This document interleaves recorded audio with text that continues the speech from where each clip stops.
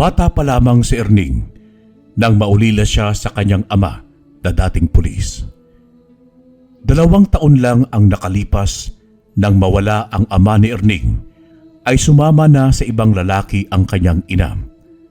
Kaya naman naiwan na siya sa pangangalaga ng kanyang lolo Antonio, isang batikang albularyo na kinatatakutan ng mga mangkukulam, engkanto, mambabarang at maging mga aswang.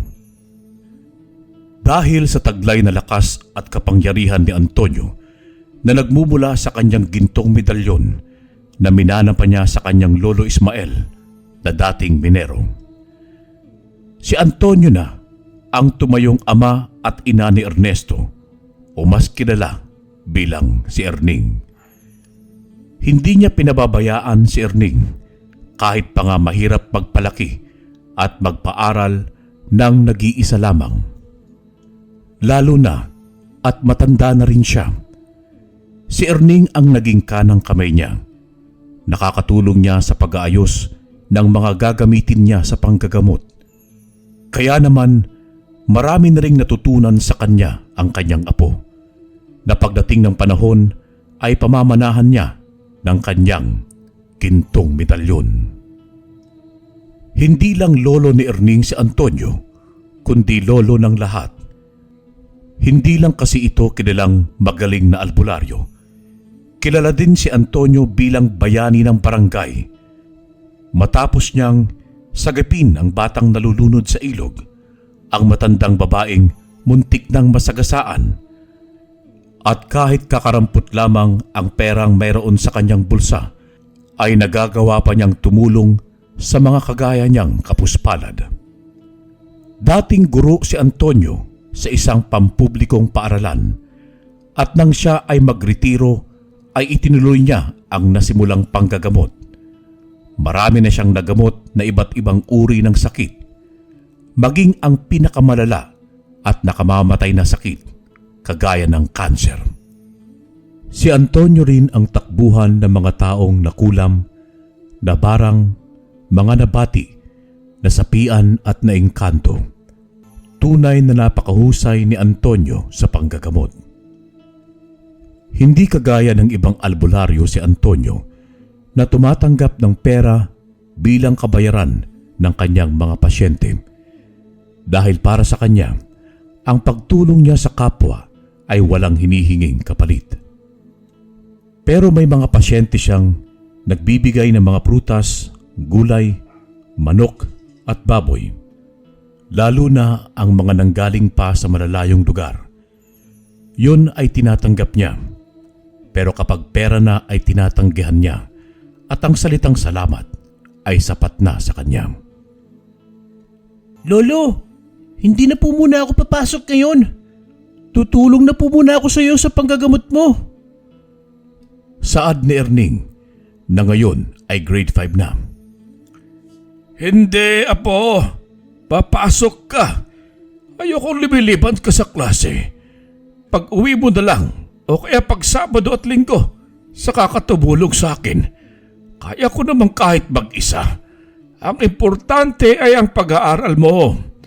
Edukasyon ang pinakamahalaga sa lahat, apo. Nauunawaan mo ba ako? Tumango-tango na lamang si Erning bilang pagtugon sa kanyang lolo Antonio.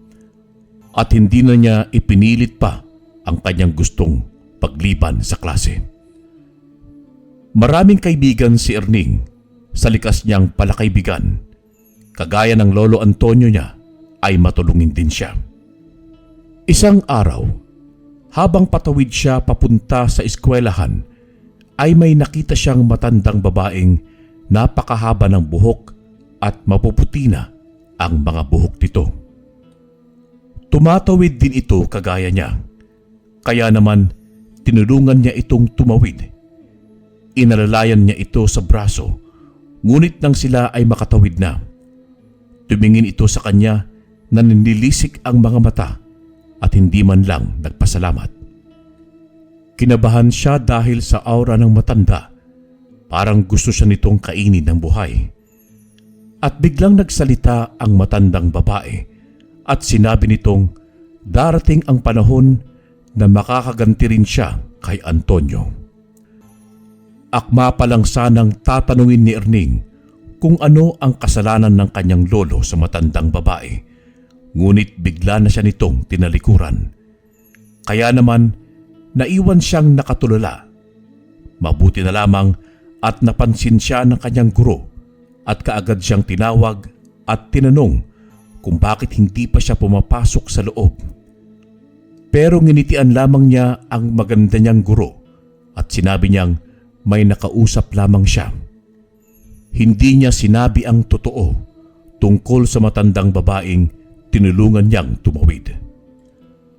Habang naglalakad sila ng kanyang guro papasok sa loob ng eskwelahan, ay naalala niya ang sinabi sa kanya ng kanyang lolo Antonio na kapag may nakita siyang nilalang na nanlilisik ang mga mata at baligtad ang kanyang refleksyon sa mga mata, ito ay isang aswang. Gusto na sana niyang umuwi para maibalita yon sa kanyang lolo, ngunit kasama naman niya ang kanyang guro.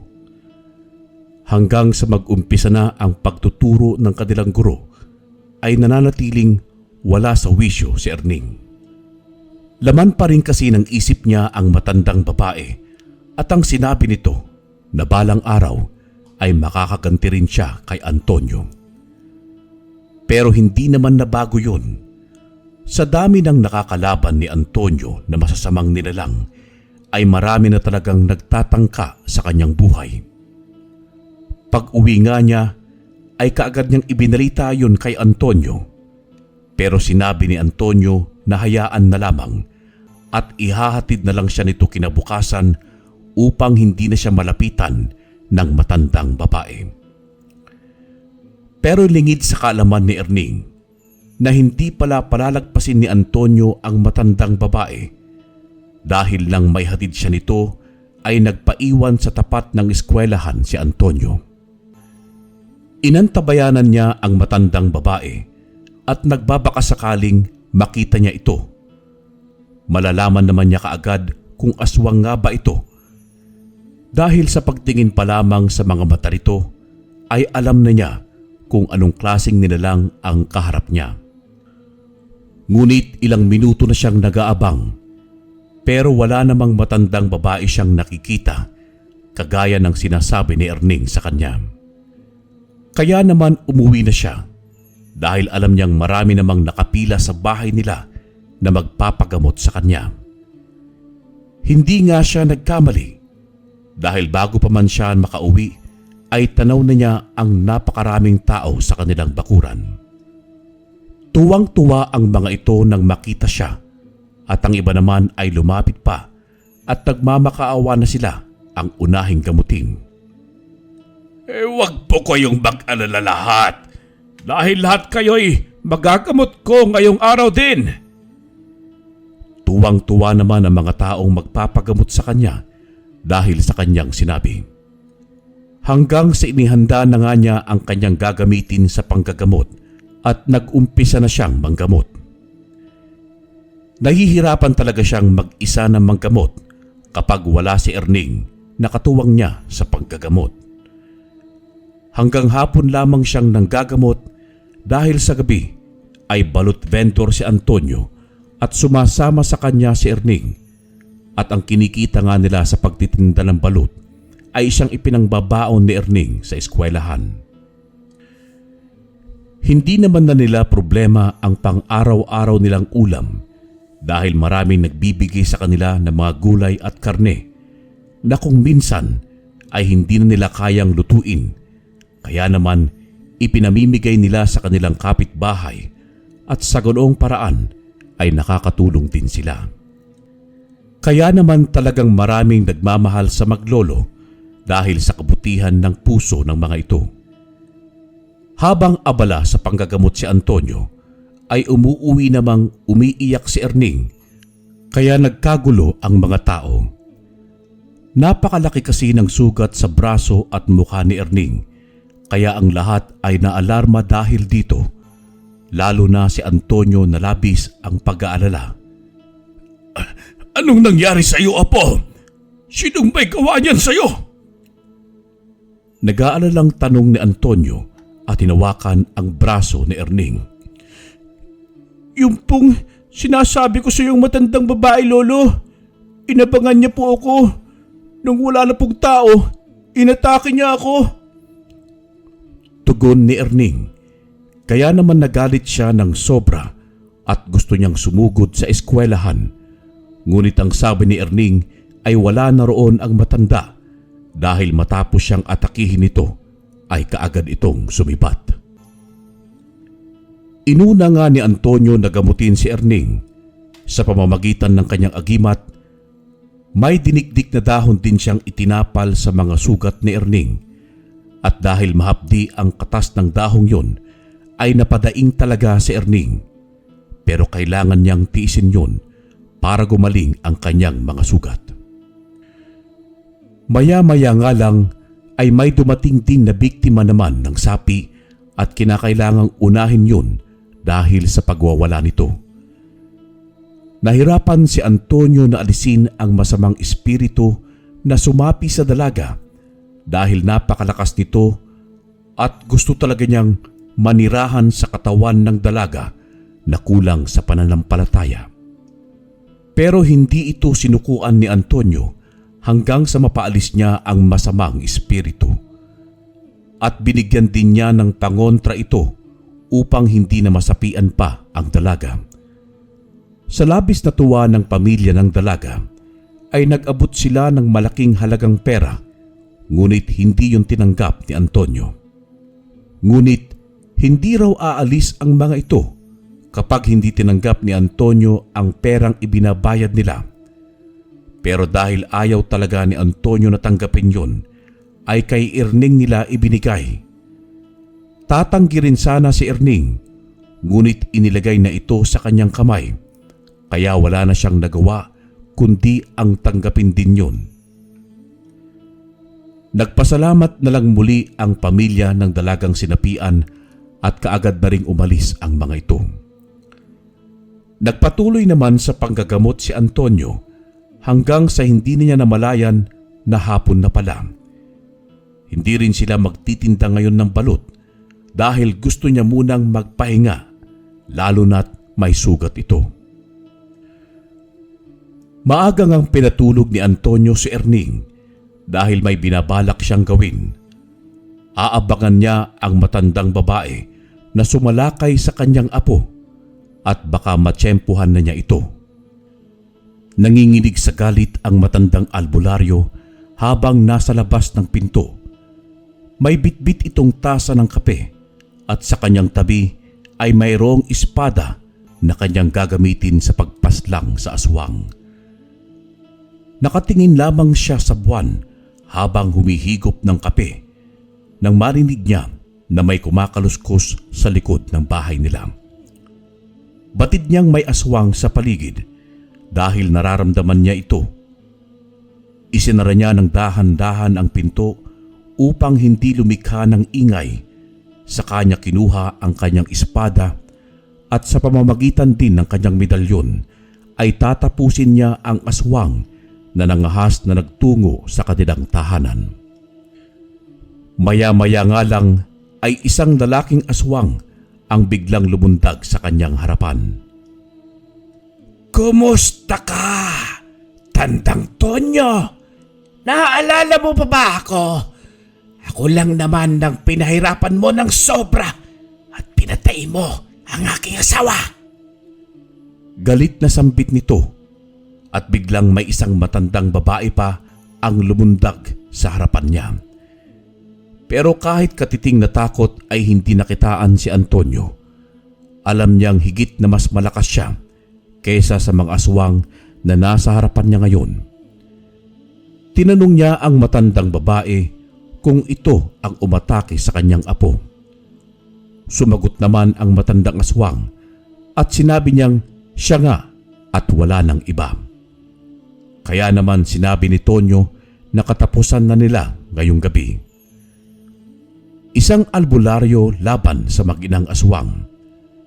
Pagwasiwas niya ng kanyang espada ay kaagad na nasugat ang mag-inang aswang sa braso, kung kaya't mas lalong nagalit ang mga ito. Akmasa ng susugod ang lalaki, ngunit sa pamamagitan ng gintong medalyon ni Antonio ay sinilaw niya ito at hindi na siya nito makikita pa.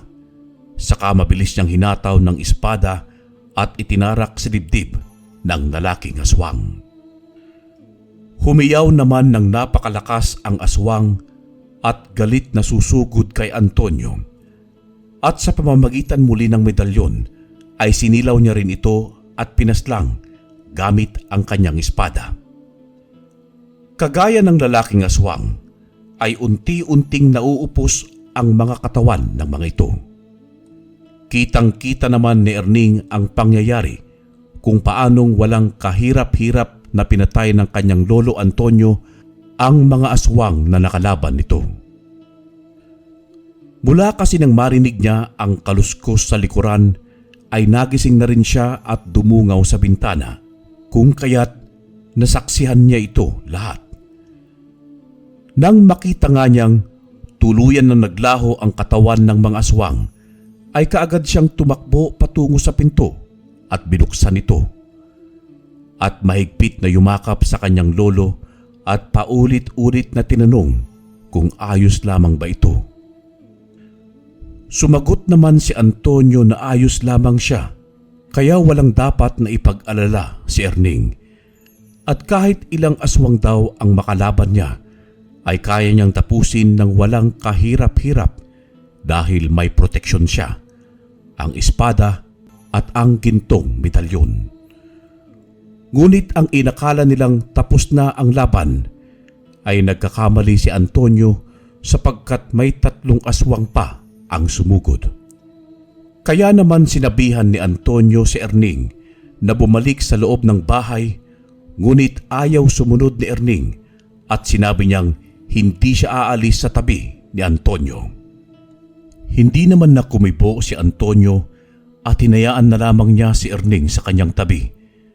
Mas mabuti na rin kasi yun dahil mas mapoprotektahan niya si Erning kapag nasa kanyang tabi. Ang lalakas ng loob niyong sumugod dito! Akala niyo ba'y hahayaan ko kayong masaktan o mapaslang niyo kami ng aking apo? Hindi na kayo makakalabas pa ng buhay dito sa aking bakuran dahil susunod na kayo sa 2 nauna kong pinaslang. Ngunit tumawa ng napakalakas ang aswang at sinabing hindi siya natatakot kay Antonio. Hinamon din ng aswang ang matandang albularyo na alisin ang gintong medalyon at lumaban ng patas. Hindi pa ako nasisiraan ng bait upang gawin niyang pinapagawa mo, hangal na aswang! Sigaw ni Antonio at sinabi pa niyang lumapit na ang mga ito sa kanila. At dahil doon ay kaagad na sumugod nga ng magkasabay ang 2 aswang. Ngunit kagaya ng 2 nauna ay bigo rin silang makalapit kay Antonio dahil sinilaw din sila ni Antonio at sabay na hinataw ng espada. Bago tuluyang bumagsak sa lupa ang isang aswang, ay sinabi pa nito na may araw din si Antonio na tinawanan lang naman ng matandang albularyo at sinabi niyang hihintayin niya ang araw na yun. Pagkatapos mapaslang ulit ang 2 aswang, ay pumasok na sila sa loob upang makapagpahinga na. Kinabukasan ay ganoon muli. Marami na namang nakapilang mga tao upang magpagamot kay Antonio. Ang inuna nga niya ay ang biktima ng nabarang na halos lupaypay na ang katawan at may mangilan-ngilan pang mga bangaw na dumadapo rito. Sa pamamagitan ng medalyon at sa paglagay ni Antonio ng 2 daliri niya sa sikmura ng binata, ay biglang nag-iba ang boses nito. Naging tinig yun ng matandang babae. Kinausap yun ni Antonio na kapag hindi niya inalis ang barang niya sa binata, ay hindi siya magdadalawang isip na paslangin ito. Itinapat din ni Antonio ang 2 daliri niya sa leeg nito, kaya mas lalong nasaktan ang mambabarang na sumasalbahe sa binata. Hirap na ang matandang mambabarang dahil sa ginagawa ni Antonio. Kaya naman, nangako na ito na aalisin na niya ang barang sa binata. Ayon sa mambabarang, ay napag-utusan lamang siya kapalit ng malaking halaga. May malaking inggit daw ang nagpabarang sa pamilya ng binata dahil gusto ng nagpabarang na magdusa ang kalooban ng pamilya ng binata. Nanlumo ang mga ito dahil hindi nila sukat akalain na magagawa yon ng kamag-anak nila. Hindi raw nila yon nahalata dahil napakabuti ng pakikitungo nito sa kanila. Yun pala ay may inggit na itong nararamdaman at umabot na sa sukdulang nagawa na niyang ipabarang ang sariling pinsan. Nang matapos na ang panggagamot sa binata, ay ibinigay na nila ang dala nilang 2 basket ng iba't ibang klase ng prutas. Katuwang ngayon ni Antonio si Erning sapagkat hindi niya muna ito pinapasok dahil sa malaking kalmot sa braso at mukha nito. Pero mabilis namang natuyo ang mga sukat ni Erning dahil na rin sa mga dinikdik na dahon na nakatapal dito. Makalipas ang 5 taon, 15 anyos na nga si Erning at graduating na siya ng high school. Sa edad na 15 anyos ay may nagugustuhan na siyang dalaga, ngunit hindi siya magustuhan nito dahil ang dalaga ay may ibang nagugustuhan. Kaya naman labis siyang nasaktan at nawalan ng ganang pumasok sa eskwelahan. Ang buong akala ng kanyang lolo Antonio ay pumapasok siya, ngunit kung saang lugar lamang siya nagpapalipas ng araw. Ngunit isang ginang ang nakakita sa kanya at nilapitan siya nito. Iho, hindi ba't ganitong oras sa may pasok kayo? Bakit ka nandito sa palengke? Tanong ng ginang sa kanya. Pinakatitigan naman niya ito at pilit inaalala kung saan ba niya ito nakita. Pamilyar kasi ito sa kanya. Mawalang galang na po. Nagkita na po ba tayo dati? Parang pamilyar ka po sa akin eh. Tanong nga ni Erning sa ginang nakaharap niya ngayon. Napakunot naman ang noo ng babae na pinakatitigan din ang mukha ni Erning. Parang pamilyar ka nga rin sa akin, iho. Parang nagkita na nga tayo dati. Ano bang pangalan ng mga magulang mo? Ang tatay ko po 14 na taon nang patay. Isa siyang pulis at ang nanay ko naman ay... Napahinto sa pagsasalita si Erning at napayuko ito. Kasabay nito ang pagpatak ng kanyang mga luha. Nag-alala naman kay Erning ang babae at tinanong siya nito kung ayos lang ba siya. Ngunit imbis na magsalita ay mas lalo lang siyang naiyak. Ayos lang. Kung hindi mo kayang sabihin kung nasaan ang nanay mo. Mukhang matindi ang pangungulila mo sa kanya eh. Kagaya mo, nangungulila rin ako sa aking anak. Pero hindi ko siya magawang hanapin o puntahan para na rin sa kanyang kapakanan. Isa pa hindi ko alam kung paano ko hihingi ng tawad sa kanya, sa kanila ng kanyang lolo. Bakit po, Ali? Nasaan po ba ang anak mo? Iniwan mo rin po ba siya? Kagaya ng pag-iwan sa akin ng tunay kong ina?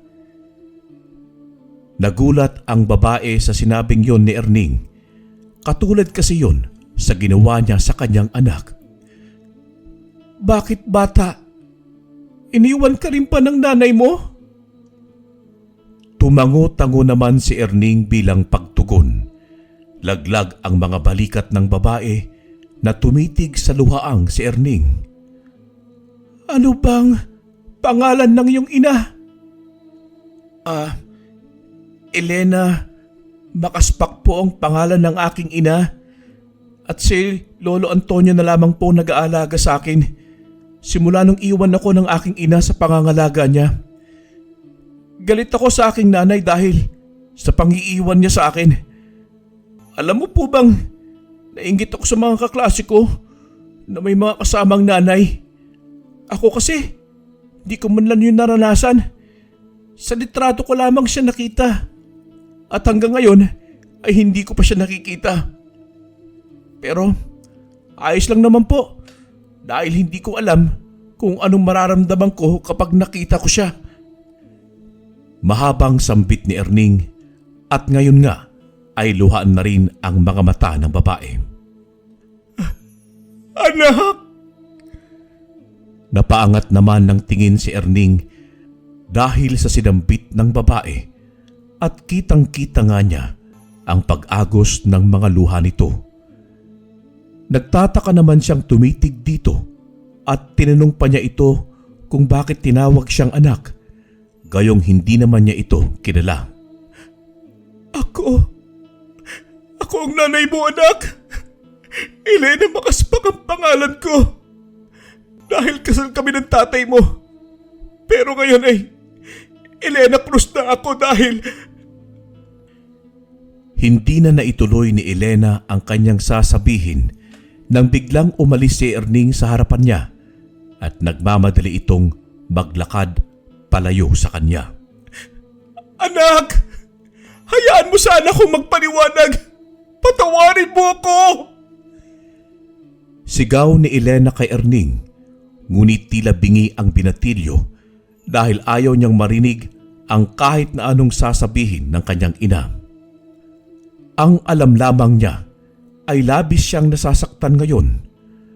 Doble ang sakit na kanyang nararamdaman at habang naglalakad nga siya ay wala talagang tigil sa pag-agos ang kanyang mga luha. Sumusunod naman sa kanya ang kanyang ina at paulit-ulit siyang tinatawag nito sa pangalan, ngunit hindi talaga niya ito nililingon at hindi pinapansin.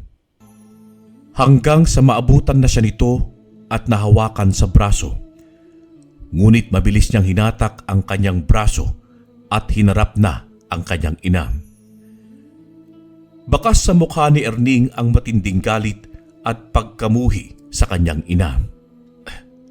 Tama na ho! Ayoko marinig ang kahit na anong paliwanag mo. Dahil kahit ano pa man ang idahilan mo, hindi ko yun mauunawaan. Dahil isa lamang ang alam ko. Iniwan mo ako. Inabandon at pinabayaan. Tapos ngayon, tatawagin mo akong anak? Patawad po, pero hindi ko kayang patawarin ang taong hindi na ako naalalang balikan at kamustahin. Kinulong ako ng mga... Hindi niya ulit na ituloy ang sasabihin nang muli na naman siyang layuan ni Erning. At sa pagkakataong yun nga, ay tumigil na siya sa pagsunod sa kanyang anak. Hahayaan na muna niya ito. Nauunawaan niyang matindi ang galit nito sa kanya. Pag-uwi ni Erning sa bahay nila ng kanyang lolo, ay dire-diretso siyang pumasok sa loob na para bang walang nakita. Dati-rati kasi ay nagmamano muna ito kay Antonio bago ito pumasok sa loob ng bahay. Ngunit ngayon, nagmistulang bulag ito na walang nakikita kahit na sino. Napansin naman yon ni Antonio. Kaya naman nang matapos siyang manggamot at mailigpit ang mga kalat sa labas, ay pumasok na rin siya sa loob ng bahay at nagtungo sa silid ni Erning. Nakita niya itong nakahiga habang yakap ang sariling unan at umiiyak ito. Kaya naman nag-alala si Antonio na lumapit dito at hinawakan niya sa balikat. Apo, anong nangyari? Bakit ka umiiyak? May nangyari ba? Sabihin mo sa akin, Apo, at baka makatulong ako. Sa napakatagal na panahon na magkasama tayo ngayon lang kita nakitang umiyak ng ganito. Lo, nakita ko po si nanay. Hindi ko po alam ang mararamdaman ko nung nakita ko siya. Lalo na nung nalaman kong siya si nanay. tugon ni Erning kay Antonio, saka ito bumangon at hinarap ito. Sabay punas ng mga luha. Oh, nasaan na ngayon ang nanay mo? Nilayasan ko po siya. Hindi ko po siya kayang kausapin. Hindi ko kayang marinig ang mga sasabihin niya. Kahit ano po ang dahilan niya, Lo.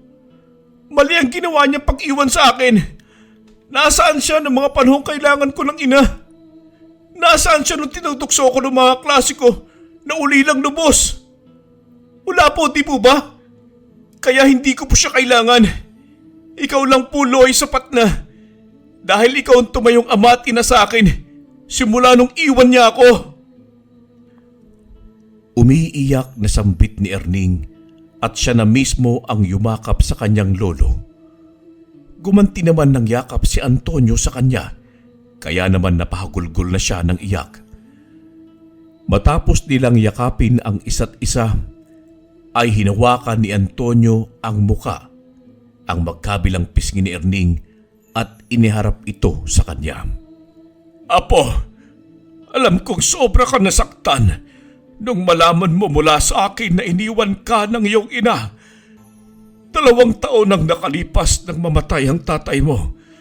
Pero kahit gaano kalaki ang kasalanan ng iyong ina, mananatiling siya ang iyong ina. Lahat ng tao ay nagkakamali, Ernesto. Pero dapat lahat din ng tao ay marunong magpatawad. Nakakasiguro akong kapag pinatawad mo ang iyong ina, ay gagaan ang mabigat yan sa puso mo. Nagkamali siya, Apo. Pero kung humihingi siya ng kapatawaran, patawarin mo siya at bigyan ng isa pang pagkakataon. Pakinggan mo rin ang panig ng nanay mo. Huwag na huwag kang magpapalamon sa galit. Dahil sa ipinayo ni Antonio sa kanyang apo, ay napaisip ang binatilyo. Tama ang kanyang lolo Antonio. Dapat ay marunong tayong magpatawad sa mga taong nakasakit sa atin, lalo na kapag humihingi na ito ng tawad, lalo na't mahal natin sa buhay. Sa pagkakataong yun ay kumalma na si Erning. Inamin din niya sa kanyang lolo na 4 na araw na siyang hindi pumapasok sa eskwelahan matapos siyang hindi sagutin ng kanyang nililigawan. Alam niyang mali ang ginawa niya, kaya paulit-ulit siyang humingi ng tawad kay Antonio. Sa edad na ganyan, ay dyan nag-uumpisa na natututo tayong umibig. Pero hindi porket nabigo tayo sa pag-ibig, ay iiwasan na natin na wakasan na ng mundo.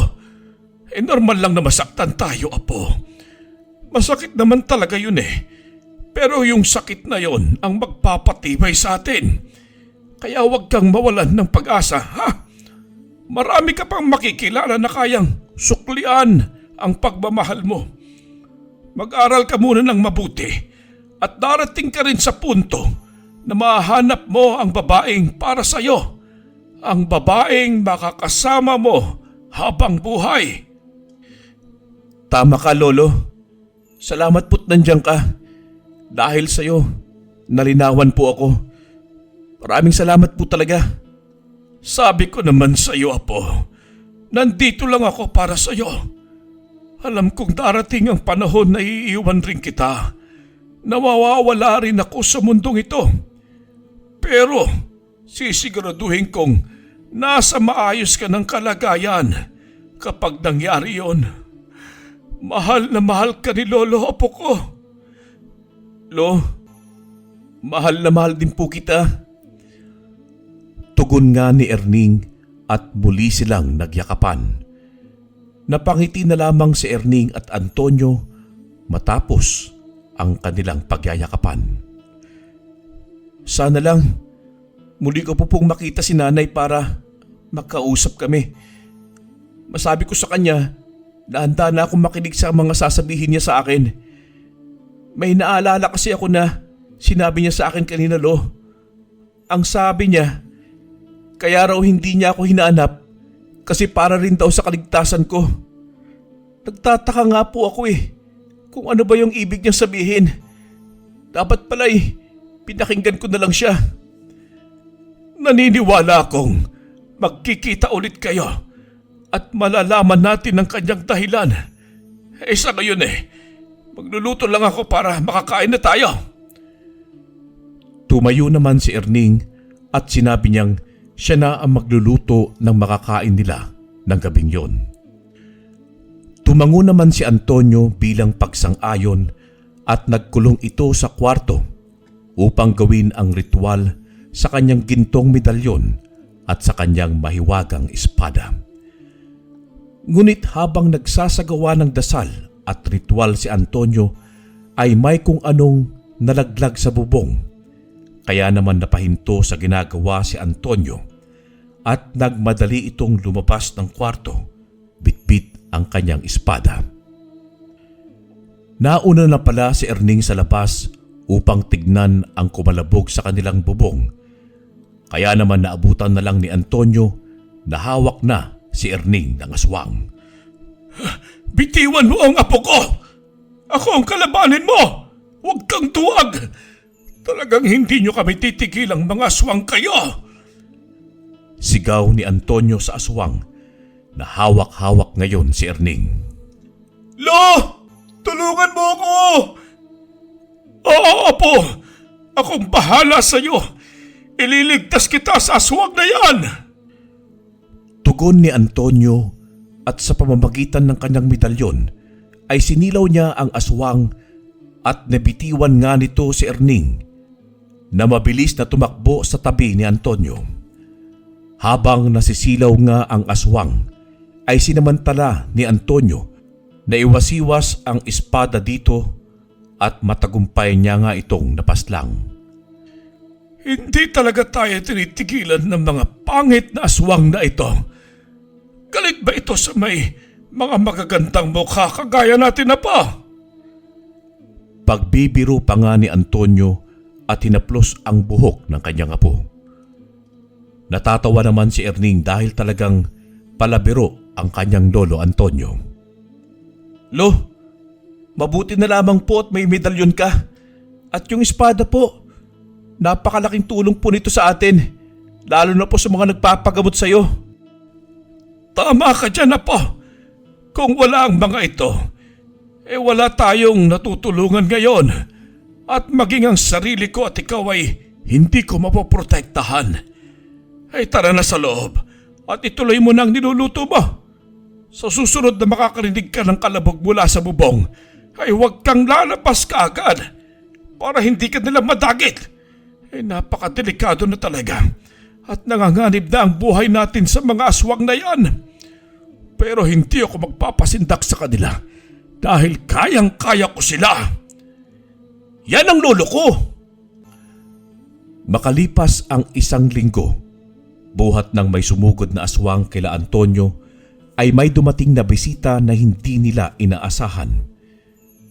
Napahinto sa panggagamot si Antonio nang mamukhaan niya ang babaeng nasa kanyang harapan. Elena! Ikaw ba yan?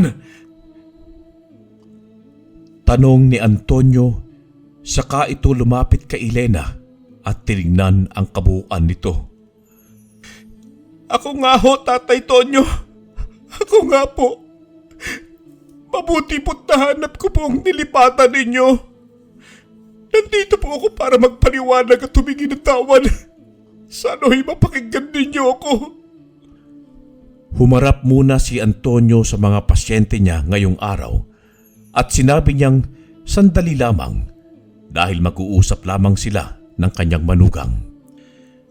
Pumasok nga sila sa loob upang doon mag-usap at sinabi nga ni Antonio na naikwento ni Erning ang kanilang pagkikita 1 linggo na ang nakakalipas.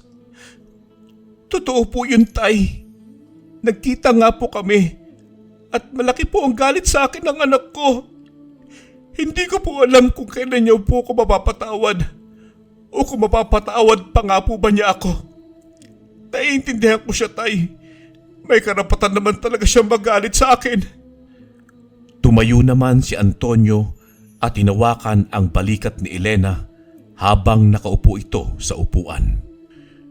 Handa nang makinig ang anak mo sa iyo, Elena. Nagkausap kami at sinabi niyang patatawarin ka na niya. Maya-maya lamang nandito na rin yun. Sigurado kung matutuwa yun kapag nakita ka. Sabihin mo sa kanya ang lahat-lahat. Opo, Tay. Sasabihin ko po ang lahat sa kanya. Maraming salamat po sa pag-aalaga at pag-aaruga sa kanya. Ang swerte po ni Erning at may lolo siyang kagaya niyo. Maswerte rin ako dahil kung wala si Erning ay baka hindi ko kinaya ang pagkawala ng anak ko. Siya ang pinaghugutan ko ng lakas upang kayanin ang lahat ng pagsubok. Nay! Sigaw ni Erning pagkatapat nito sa pinto at mabilis na lumapit kay Elena at yumakap dito ng mahigpit kasabay ng pag-agos ng kanilang mga luha. Maluha-luha rin si Antonio habang pinagmamasdan ang mag-ina na napakahigpit ng yakap sa isa't isa at kapwa humihingi ng tawad sa isa't isa. Ngunit dahil dumadami ang pasyente ni Antonio sa labas, ay iniwan na nga muna niya ang mag-ina upang makapag-usap din ang mga ito. Buti po, nahanap niyo po ang bahay namin ni Lolo. Umalis na po kasi kami ni Lolo sa dati nating bahay dahil hindi po kami tinatantanan ng mga aswang. At nung nakarang linggo na nga lang po, inatake na naman po kami. Mabuti na lang talaga, may gintong medalyon si Lolo at may espada siyang pumupuksa sa mga aswang. Kilala pala ang lolo mo rito sa barangay niyo eh. Kaya madali ko lang kayong natuntun. Ilang taon na ba kayo rito? Lampas 10 taon na po, Nay. Bakit po pala nasabi mo na gusto mo lang akong protektahan kaya hindi mo ako hinanap? May problema po ba? Ayaw po ba nang napangasawa niyo na balikan ako? Matagal na rin pala. Ganito kasi yun, anak. Biktima ako ng gayuma. Nung mga panahong sumama ako kay Arnulfo, nasa ilalim ako ng gayuma. Hindi ko nga alam kung bakit ako sumama sa kanya dahil hindi ko naman siya mahal. Nung sumama ako sa kanya, ikinulong niya ako sa bahay niya na parang hayop. Inalis din naman niya ang gayuma dahil nanghina na ako at muntik nang mamatay dahil sa gayumang yun. Doon ko rin nalaman na may lahi pala silang mangkukulam, anak, at may mga kaibigan silang aswang. Lagi niya akong tinatakot na papatayin ka niya kapag hinanap o binalikan kita. Masyado akong nagpadala sa mga pananakot niya sa akin. Pagkukwento ni Elena. Hindi ka po sana natakot sa kanya, Nay. Kasi kayang-kaya siya ni Lolo. Mabuti po't nakatakas ka na po sa kanya. Nakatakas lang ako sa kanya mula nang mamatay siya. 1 buwan pa lamang ang nakakalipas at ngayong malaya na ako dahil wala na siya. Magkakasama-sama na tayong muli, anak. Ikaw, ako, at ang lolo mo. Napakasaya ko po, Nay. Maraming salamat po. Patawad po kasi iniisip ko na iniiwan mo ako kay Lolo dahil hindi mo ako mahal. Pero dahil lang pala yun sa panggagayuma sa'yo. Bubuo po tayo ngayon ng masayang alaala. Hindi pa po huli ang lahat sa atin. At muli nga silang nagyakapan. Nilingon pa sila ni Antonio mula sa labas habang abala ito sa panggagamot at napapangiti na lamang ito dahil nagkaayos na ang mag-ina. Bumawi nga si Elena kay Erning at nangako siyang pupunan niya ang lahat ng pagkukulang niya sa kanyang anak. Kung dati ay nagtutulong ang maglolo sa gawaing bahay, pero ngayon ay si Elena na ang gumagawa ng lahat. Tumutulong din siya sa pag-aasikaso ng mga nagpapagamot kay Antonio. Kung minsan naman ay kaunti lang ang nagpapagamot, kaya may sapat na oras sila upang magkwentuhan. Sa awa ng Diyos ay wala namang nanggugulo sa kanilang mga aswang Ngunit ang kanilang kapitbahay ay lumapit kay Antonio at sinabing ilang gabi na siyang nakakarinig ng mga paghuni ng ibon at binabantayan siya dahil hindi yun umaalis sa bubong. Sobrang natatakot ang babaeng buntis, lalo na't 2 buwan pa lamang siyang buntis. Kaya ang ginawa ni Antonio ay nagtungo siya sa bahay ng babaeng buntis at inabangan ang ibon na sinasabi nito. Dala niya ang kanyang espada upang paslangin ang sinasabing ibon na umaaligid. Pagsapit ng gabi, ay narinig nga ni Antonio ang mahinang huni ng ibon at habang papalapit ito sa bahay ng buntis ay humina na ito. Narinig din nila ang pagbaba nito mula sa bubong at lumakad-lakad mula doon, kaya naman lumabas si Antonio. Bumaba ka riyan! Akong harapin mo! Mangbibiktima ka pa ng buntis! Bumaba ka riyan! Sigaw nga ni Antonio at umalis nga mula sa bubong ang itim na ibon at umikot ito at maya-maya lamang ay dadagitin na niya si Antonio. Ngunit bago pa man tuluyang madagit ng aswang si Antonio ay hinataw na siya nito ng espada, kaya naman kaagad na nahati ang katawan niya at mabilis na bumagsak sa lupa at naglaho.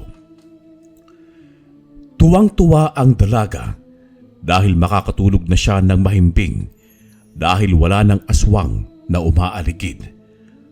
Wala pa naman ang asawa niya. Nasa syudad at doon nagtatrabaho. Ang tanging kasama lamang niya ay ang panganay niyang anak na 6 na taong gulang. Maraming salamat po, Lolo Tonyo. Makakatulog na po ako ng maayos. Tunay na bayani ka nga po ng ating lugar. Sana po'y marami pa ang kagaya mo na handang tumulong sa mga nangangailangan. Walang inihintay na kapalit. Pero paano na lamang po kami, Lolo Tonyo, kapag nawala ka na po? Sino na po magliligtas sa amin sa mga aswang na yan? Sino na lamang po manggagamot sa mga may sakit na hindi kaya magtungo sa ospital dahil walang pera? Mamamatay na lang po ba kami? Wala kayong dapat na ikabahala dahil nariyan pa ang apo ko. Sa kanya ko ipapamana ang aking agimat at itong aking espada. Siya ang magtutuloy ng aking mga nasimulan. Sa takdang panahon ay sasanayin ko na siyang makipaglaban at tuturuan sa panggagamot. Kaya kung mawala man ako, ay may kapalit naman ako. Mabuti naman po kung ganun. Mabuti na lamang po't nariyan si Erning na pagdating ng panahon ay siya naman na magliligtas sa mga tao dito sa baryo natin at sa iba pang mga tao na mangangailangan ng tulong. Tinapik-tapik lamang ni Antonio ang babaeng buntis, saka ito ngumiti at tuluyan nang umuwi. Hanggang sumapit na nga ang panahon na kailangan nang sanayin ni Antonio si Erning sa pagkikipaglaban. Nagtungo sila sa kakahuyan at doon nag-ensayo. Mabilis lamang matutong gumamit ng espada si Erning, kaya naman hindi na nahirapan si Antonio sa pagsasanay dito. Sunod nga niyang itinuro ay ang mga dasal at ritual sa medalyon upang maging mas malakas ito. Tinuruan niya rin sa panggagamot si Erning para upang mawala man siya ay marunong ng manggamot at makipaglaban si Erning. Ngunit ang hindi nila alam ay may nagbabadya palang panganib, isang madugong labanan sa pagitan ng mga aswang at ni Antonio. Nagplano na kasi ang mga aswang na sumugod sa bahay nila Antonio. May nagpaplano na magpapanggap na magpapagamot upang malayang makapasok sa loob ng bahay nila Antonio. Ang iba naman ay palilibutan ang bahay upang siguradong mapaslang nila ang matandang albularyo. Pagsapit nga ng 12:00 ng hating gabi, ay kanilang isasagawa ang kanilang plano. Isang hukbo ng aswang ang susugod kila Antonio.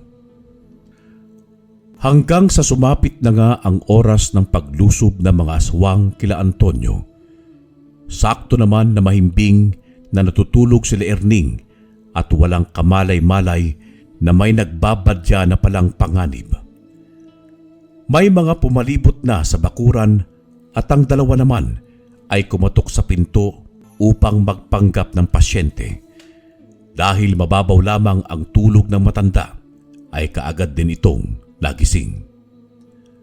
Pero may kakaiba na siyang naramdaman kaagad, kaya naman kinuha niya ang kanyang espada bago lumabas ng kanyang silid, sa kanya binuksan ang pinto.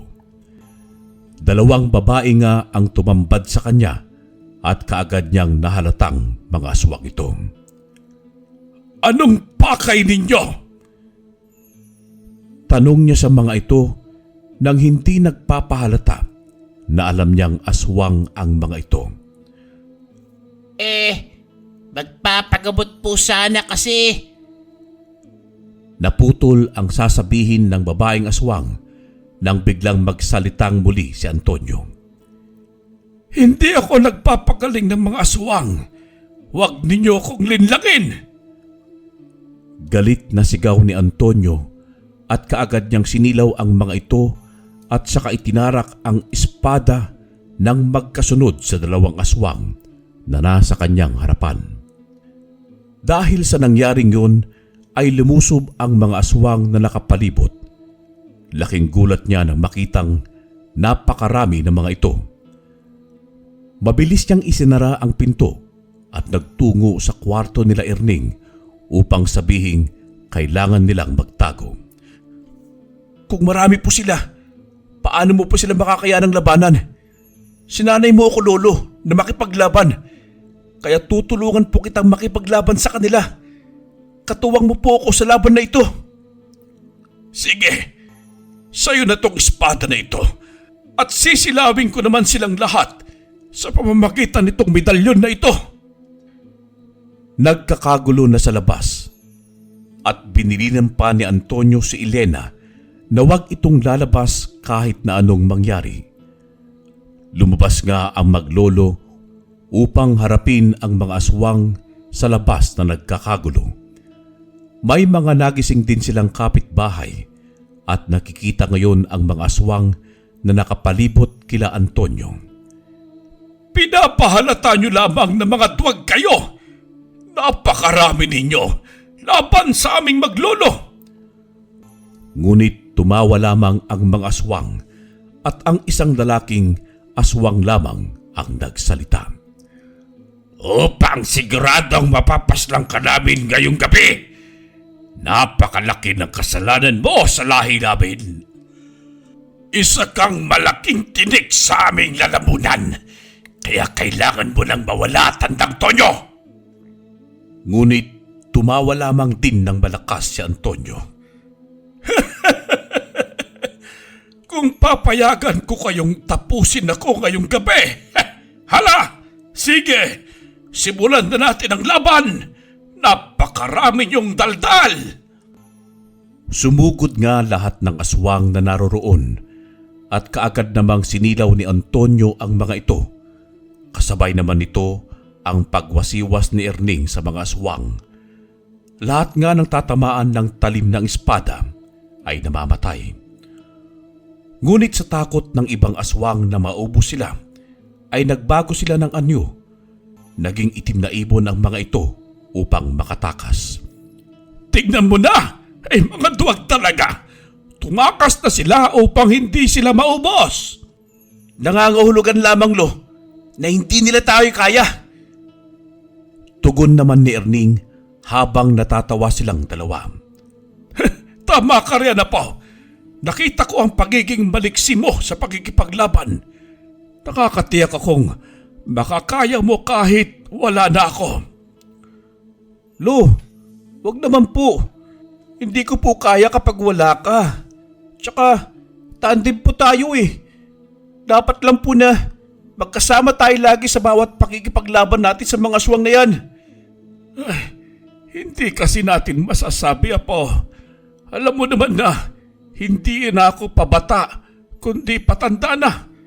Alam nating lahat na darating ang panahon na maiiwan din kita, na ikaw lang mag-isa ang makikipaglaban. Ayoko po ang kanyang usapan, Lolo. Tara na po. Pumasok na po tayo sa loob. Matulog ka na pa ulit at ako na pong bahalang maghintay kung babalik pang muli ang mga aswang na tumakas. Tumango naman si Antonio bilang pagsang-ayon at umakbay kay Erning pabalik sa loob ng kanilang bahay. Kaagad namang sumalubong sa kanila si Elena at tinanong sila kung ayos lamang ba sila. Naku, Nay! Sisiw lang sa amin ni Lolo ang mga aswang na yun. Mayabang na kwento nga ni Erning at sinabi niya sa kanyang ina na matulog na itong muli. Muli ngang natulog sila Elena at Antonio habang si Erning naman ay nagbabantay. Ilang oras na rin siya nagbabantay sa salas hanggang sa maisipan nga niyang puntahan si Antonio sa kwarto nito. Mahimbing na natutulog ang matanda habang pinagmamasdan ni Erning. Hindi nga namalayan ng binatilyo na may pumapatak na palang mga luha mula sa kanyang mga mata. Naalala kasi niya ang sinabi nito sa kanya na darating din ang panahon na iiwan din siya nito, na alam niya sa kanyang sarili na hindi niya kakayanin kung sakaling dumating na nga ang araw na yon. Lolo, alam ko naman po na darating ang araw na iiwan mo ko eh. Pero sana, bago dumating ang araw na yon, may pamilya na sana ako. Hindi ko pa po kaya sa ngayon ng maiwan. Gusto pa po kitang makasama ng matagal. Wika sa sarili ni Erning habang nakatitig pa rin kay Antonio. Sa kanya pinunasan ang mga luhang pumatak sa kanyang mukha. Ilang taon pa nga ang lumipas at nakapagtapos na ng kolehiyo si Erning at isa na siya ngayong alkalde sa kanilang bayan. Isa si Erning sa pinakabatang naging alkalde ng bayan. Marami ang bumoto sa kanya sapagkat marami silang natutulungan noon pa man. Habang abala nga sa munisipyo si Erning, ay may natanggap siyang masamang balita mula sa kanyang ina. Oh, hello Nay! Bakit po kayo napatawag? Kaagad niyang tanong kay Elena nang sagutin niya ang tawag nito. Ang lolo mo, anak! Naghihingalo na! Hinahanap ka niya! Umiiyak na sambit nito mula sa kabilang linya. Dahil sa narinig ni Erning ay hindi siya kaagad nakapagsalita. Natulala siya bigla at nandidilim ang paningin niya at parang nabibingi na rin siya. Hindi na nga niya namalayan na dumulas na pala mula sa kanyang kamay ang teleponong hawak niya at tumakbo ito palabas ng munisipyo at nagmamadaling nagmaneho pauwi ng kanyang bahay. Malayo pa lamang siya sa kanilang bagong bahay ay napakalakas na ng kabog ng kanyang dibdib. Luhaan na rin ang kanyang mga mata. Lalo na nang makatapat na siya sa tarangkahan ng kanilang bahay, nanginginig ang buo niyang katawan habang papasok siya sa loob ng bahay. Kaagad namang sumalubong sa kanya ang kanyang ina. Naluhaan rin ang mga mata. Nay! Bakit hindi niyo po siya dinala sa ospital? Anak, alam mo naman na albularyo ang lolo mo at hindi siya nagpapadala ng ospital. Ikaw ang hinahanap niya. Puntahan mo na siya, anak. Tumango lamang si Erning at patakbo ng tinungo ang silid ni Antonio. Apo! Sambit nito habang kinakapos na ng hininga. Nakahubad na rin ang gintong medalyon at hawak-hawak na lamang niya ito. Bahagya niya itong inaangat at iniaabot kay Erning. Lolo, iiwan mo na ba ako? Iiwan mo na ba kami ni nanay? Luhaang tanong ni Erning at hinawakan niya ang kamay ni Antonio at idinampi yun sa kanyang mukha. Sumapit na, Apo. Ang panahon na lilisanin ko na ang mundong ibabaw. Dumating na ang araw na iiwan na kita. Tanggapin mo na ang gintong medalyon ko, maging ang espada ko, Apo. Dahan-dahan namang inaabot ni Erning ang medalyon na hawak ngayon ni Antonio, at nang mahawakan niya yun ay siya na mismo ang nagsuot sa kanyang sarili.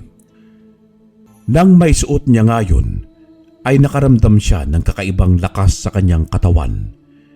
Nang bigla na lamang bumagsak ang mga kamay ni Antonio, nangangahulugang wala ng buhay ang matandang albularyo. Umalingaw-ngaw naman sa silid ang pagsigaw at pag-iyak ni Erning habang yakap-yakap niya ngayon ang kanyang lolo.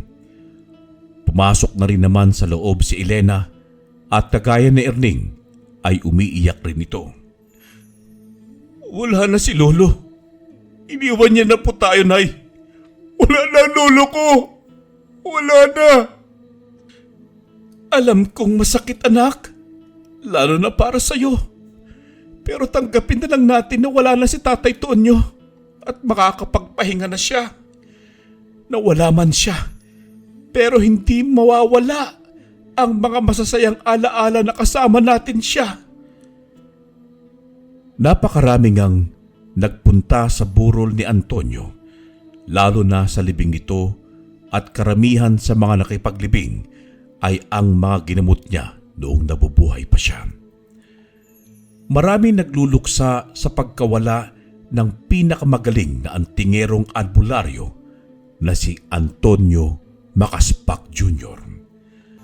At ngayon nga ay si Erning na ang sumunod sa mga yapak niya. Bukod sa pagiging alkalde ay manggagamot din siya, hindi nga lang kagaya ni Antonio na nakatuon talaga sa panggagamot dahil may tungkulin din siya sa bayan dahil isa nga siyang alkalde. 2 taon nga lang ang nakalipas mula nang mawala si Antonio ay nagpakasal na sila Erning at Aiza na isang doktora sa isang pampublikong ospital, at ngayon nga ay masaya silang nagsasama kasama ang kanilang kambal na sina Alfredo at Wilfredo.